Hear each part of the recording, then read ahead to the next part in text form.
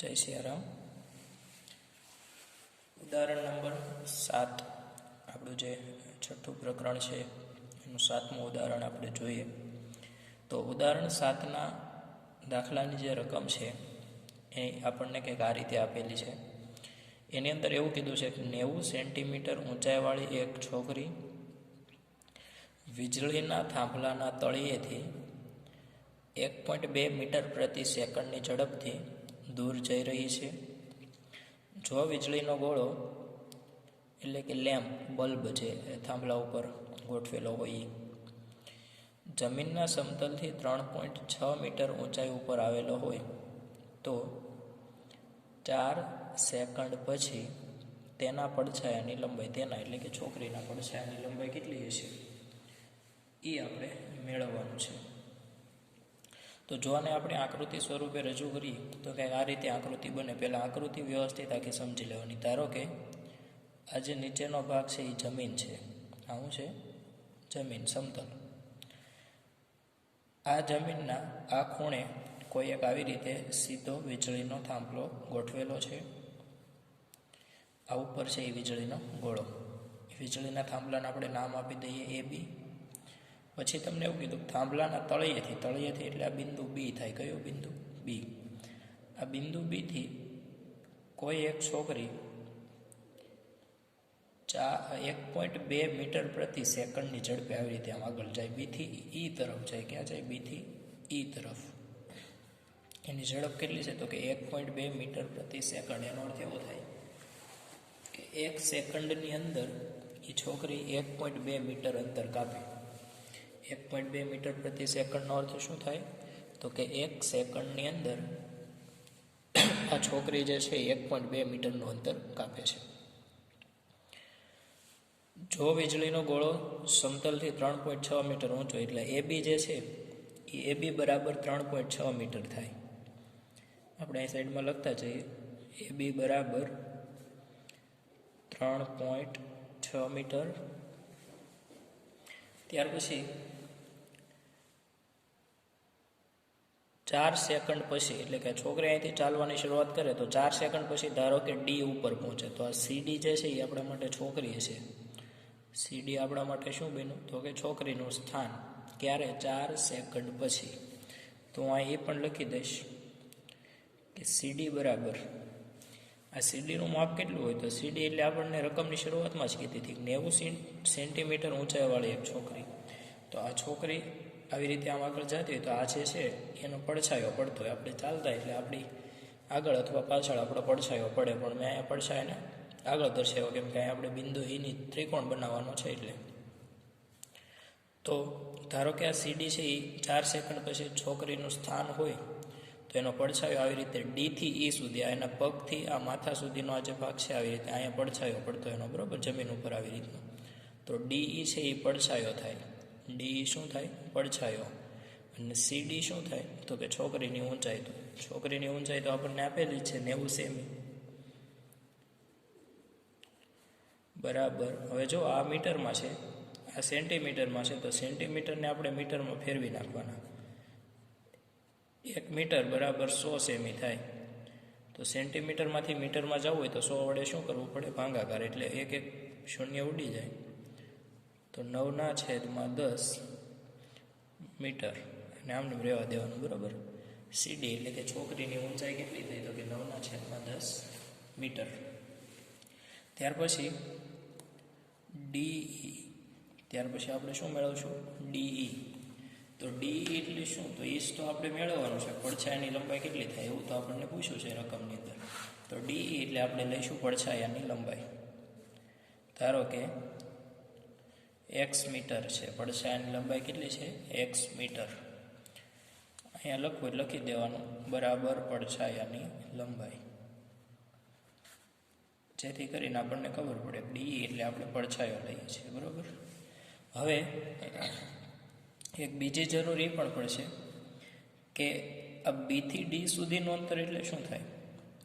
બિંદુ B, થાંભલાનું જે તળિયાનો ભાગ હતો હોય ત્યાંથી D એટલે 4 સેકન્ડ પછી છોકરી જ્યાં પહોંચે એનું સ્થાન. તો 4 સેકન્ડ પછી જે છોકરી પહોંચતી હોય એનું સ્થાન D લઈએ તો બીથી લઈ અને ડી સુધીનું અંતર કેટલું થાય? બીડી બરાબર 4 સેકન્ડમાં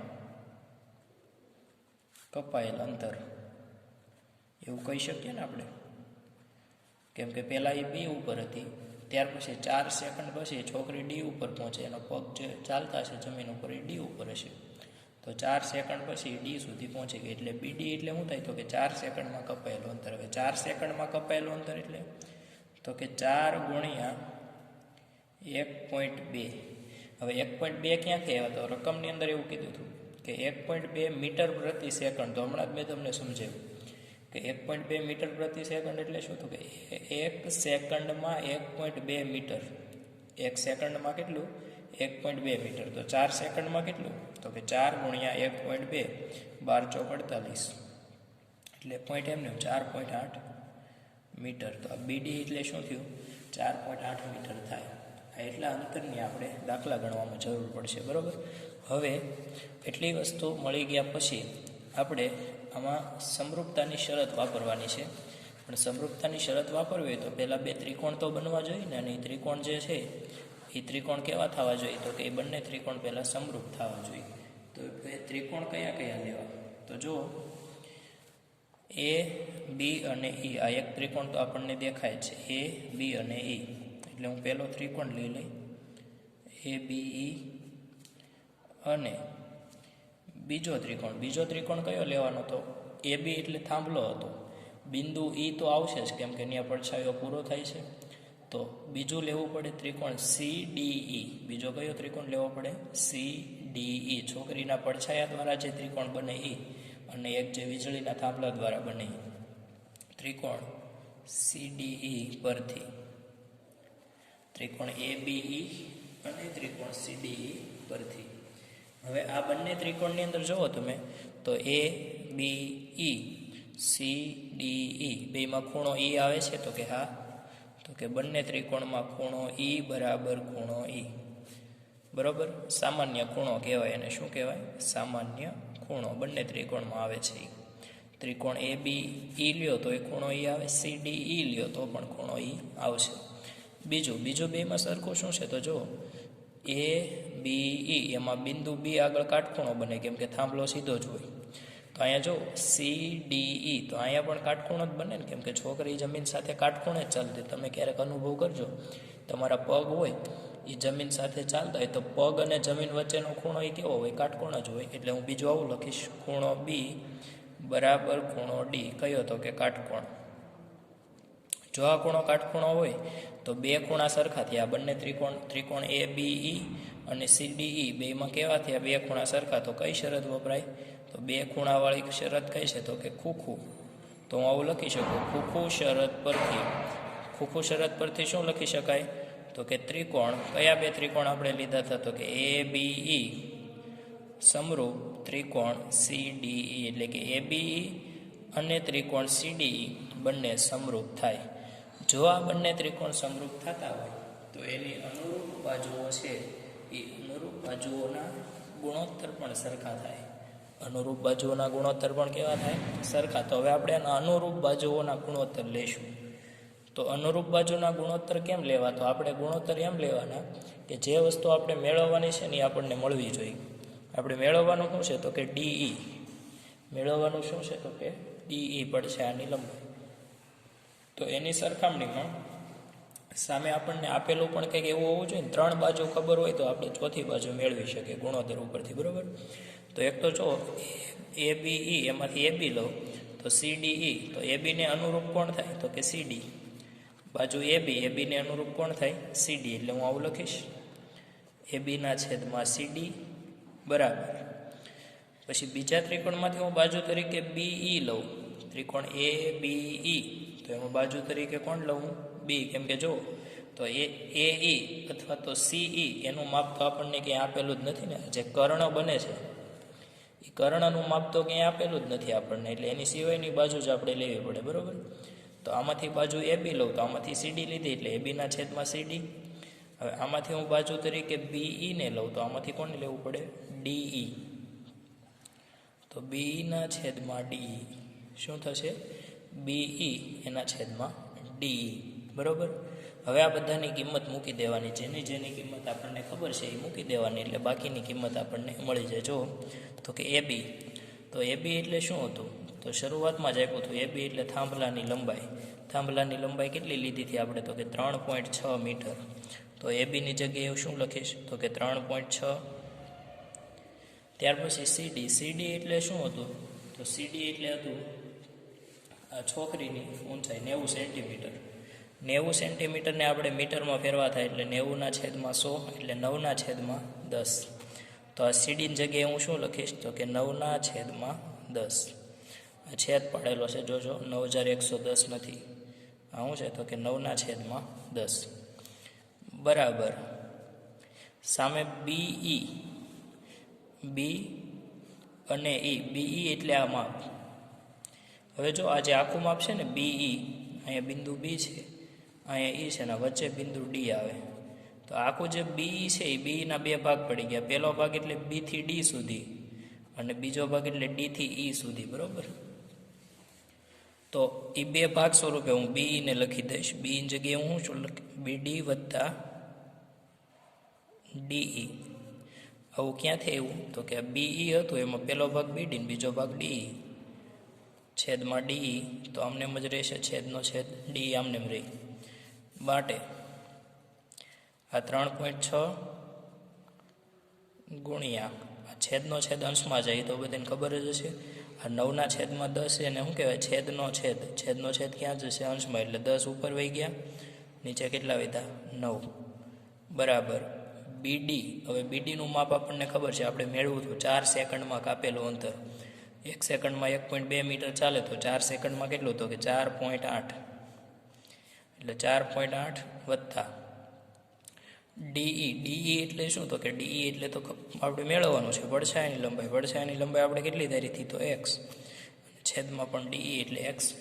હવે અહીંયા એ ધ્યાન રાખજો કે આ x ને x ઉડાડી ન શકાય, નહીંતર ઘણા એવું વિચારશે કે અંશમાં પણ x આવે છે, છેદમાં પણ x આવે તો ઉડી જાય. નહીં, એ બંને ઉડશે નહીં. ગુણાકારમાં હોય તો ઉડે, આ બંને સરવાળામાં છે.